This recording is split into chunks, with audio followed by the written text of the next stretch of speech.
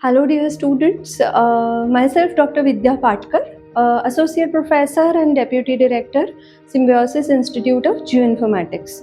Today, we are going to learn a very interesting topic from programming practices, which is defensive programming.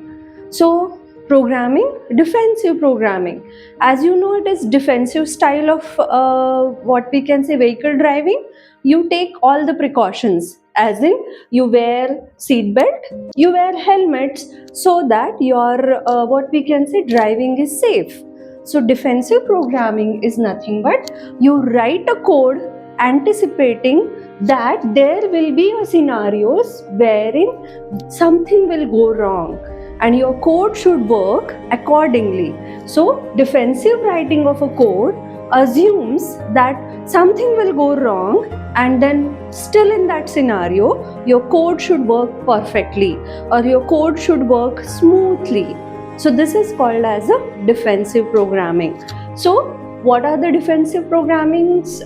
Why we need? Because we want our software to improve the reliability and security.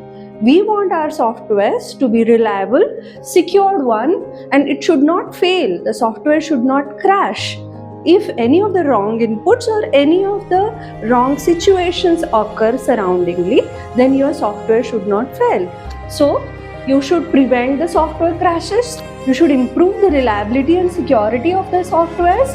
The debugging should be easy, and you have to build a robust systems, whether they are AI based systems or they are geospatial database systems. So your system should be reliable and robust, and that's why the defensive style of a programming is very appreciated and used oftenly in the industry. Okay, so let us see some examples. Like for example, see this one. So whenever you are giving inputs in your program, they should be validated. A simple example of an age: when we calculate the age of the student or age of any person, we know that age cannot be negative.